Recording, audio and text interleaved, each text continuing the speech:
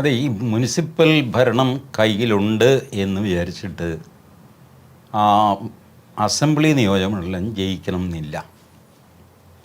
Assembly നിയോജകമണ്ഡലം കയ്യിലുണ്ടെന്ന് വിചാരിച്ചിട്ട് ലോക്സഭ ജയിക്കണം എന്നില്ല. അതിൻ്റെ ടിപ്പിക്കൽ എക്സാമ്പിൾ മഹാരാഷ്ട്രയിലെ നാന്ദേഡ് ഉപതെരഞ്ഞെടുപ്പാണ്. ലോക്സഭയിലേക്കായിരുന്നു. കോൺഗ്രസിൻ്റെ സിറ്റിംഗ് സീറ്റ് അവരുടെ സ്ഥാനാർത്ഥി മരിച്ചുപോയി. അപ്പോൾ അവിടെ ഇതിൻ്റെ കൂടെ ഉപതെരഞ്ഞെടുപ്പ് നടന്നു. നാന്ദേഡിൽ ലോക്സഭയിലേക്ക് ജയിച്ചത് കോൺഗ്രസ്സാണ്. എന്നാൽ നാന്ദേഡ് ലോക്സഭാ മണ്ഡലത്തിൽ 6 നിയമസഭാ മണ്ഡലങ്ങളുണ്ട്. ഈ 6ലും ശിവസേനയും BJPയും ജയിച്ചു.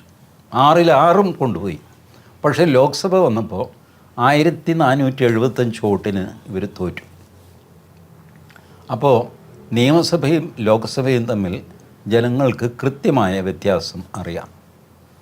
പഞ്ചായത്തും മുനിസിപ്പാലിറ്റിയും നിയമസഭയും ലോക്സഭയും എല്ലാം വേറെ വേറെയാണ് എന്ന് ജനങ്ങൾക്ക് നന്നായിട്ടറിയാം. അതുകൊണ്ട് പഞ്ചായത്ത് കയ്യിലുണ്ടായിരുന്നു, മുനിസിപ്പാലിറ്റി കയ്യിലുണ്ടായിരുന്നു, അതുകൊണ്ട് ഓട്ടോമാറ്റിക്കായിട്ട് ഞാൻ അസംബ്ലിയിൽ ജയിക്കും എന്ന് വിചാരിക്കരുത്. ജയിച്ചേക്കാം എന്നേ ഉള്ളൂ.